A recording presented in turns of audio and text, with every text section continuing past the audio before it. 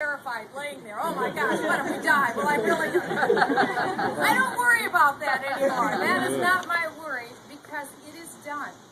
My salvation is secure. And so I say to all of you who are here, God is not partial. He is no respecter of persons.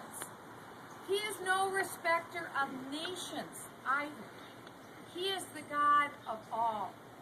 What he does for one, he will do for all. There is not one person who is too far gone that he can't be there for you.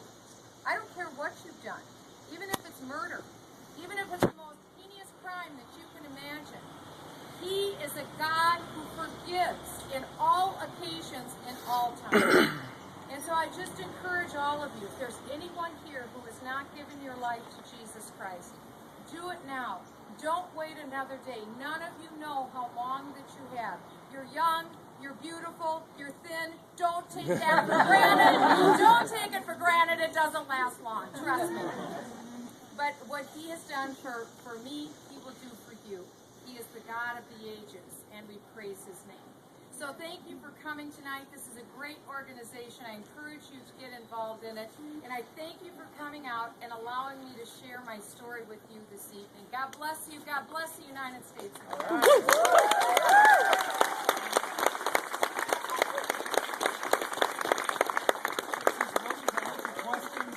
I would request that they be not political, because that's not why we're here, but just anything else about her faith, the application to her life, how she deals with her faith while on Capitol Hill. That might be a very appropriate question. So please, she's here for a few more minutes. Hi, Congressman Bachmann. I understand that when you started out on your faith journey, you used to be involved with the youth group Young Life. Could you tell us more about that experience and how that shaped you to where you're at today, and the daily decisions that you make when you look back at your youth? Sure. It was 1972 when I came to the Lord, and I started going to a group called Young Life, and it's a parachurch ministry, which means all sorts of churches can funnel into it, and it's discipleship for kids. And so I was a part of Young Life. It was a great experience, and 17 of us from the Minneapolis-St. Paul area, the day after we graduated from high school, went to Israel. We went to Israel. We spent the summer there, and this wasn't like a luxury bus tour. We lived in a kibbutz. We got up at 4 o'clock in the morning, and we would go out to cotton fields and pick weeds in cotton fields. And we really got to learn to love the Israeli people and recognize what a struggle it was in Israel. This is back in 1974 when I went. Israel has come leaps and bounds since 1974. But I have a tremendous love and heart for the state of Israel. And so that was a part of being in Young Life. It was a great experience. I know the Constitution is a document not written by God, but by men. But is there any part of it or specific thing that inspires your faith a lot?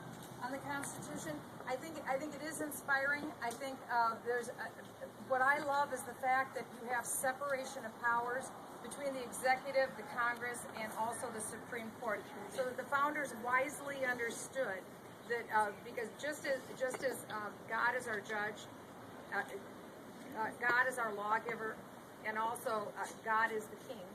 That's the example for our three branches of government. And I think one thing that we understand is that the Scripture says in the Psalms that we are all born sinful. And the New Testament also says that there isn't one without sin. No, not one. All of us have sin. And so recognizing that, the founders wisely understood if you concentrate too much power in one person's hands, you have trouble. Because there isn't anybody that you can trust with total power. It's impossible. We're just sinful. And so that's why I think it's really wise that they separate it. Not only horizontally, but vertically. That's the concept of federalism. Between the federal government, the state government, and the local government. So they divided power horizontally, they divided it vertically. But I think the greatest inspiration for me comes from the Declaration of Independence. I encourage you all, go home tonight and read it. Read it before you go to bed. It's a very short document, one of the most inspiring documents that you'll ever see. What it is it lays out all the reasons why we have sovereignty in the country. And it's called the Declaration of Independence. You could just as well call it the Declaration of Sovereignty. That's when we became a sovereign, stand-alone nation. And the beauty of this document is that it's our creed. It's our mission statement as a nation. Because it says that we get our rights from God. God is the creator. And because there's a creator God, we're all created equal. Well, why is that? It's because each person, no matter who you are, no matter your status, what nation you were born in, whether you're a man or a woman, whether you are perfect or whether you're imperfect physically, it doesn't matter. We're all made in the image and likeness of a holy God. And because of that, we're equal. That's beautiful. That's profound theology. You find that in the Declaration of Independence. But this is what's even better. It's the fact that we are endowed with certain inalienable rights, which means those are rights only God gives to the person. Government, that building right over there, doesn't give you the inalienable rights. Not only do they not give them to you, they can't take them away from you. And those three inalienable rights are life. That's why that's key. It's the first one. He gave you life. Government can't give it, they can't take it away, other than for punishment reasons. They are allowed to take it for punishment reasons. Number two, liberty.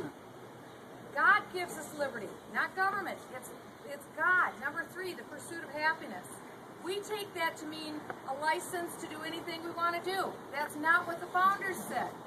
The founders said pursuit of happiness means the right to keep the fruit of your own labor. What a concept! I like these inalienable rights. The Declaration goes on to say, the reason why we have government at all is to secure the rights that God gave. Life, liberty, the pursuit of happiness, the right to keep the fruit of your own labor. What a country! Where else will you find this kind of thinking? It's a magnificent document. Why? It is formed on the most profound concepts that you can imagine. Read this document. And then they go on to lay out all the reasons why they left the tyranny under King George III. Only one of those reasons has to do with taxation. You will be amazed at all the liberty interests and private property interests that are laid out before that. It's a magnificent document. Read the Declaration of Independence. It's truly profound. I thank you all for allowing me to come, and I think I was told by, is Chase, are you here? Yep, that we gotta rock and roll tonight. So watch Sean Hannity tonight. We'll see you later.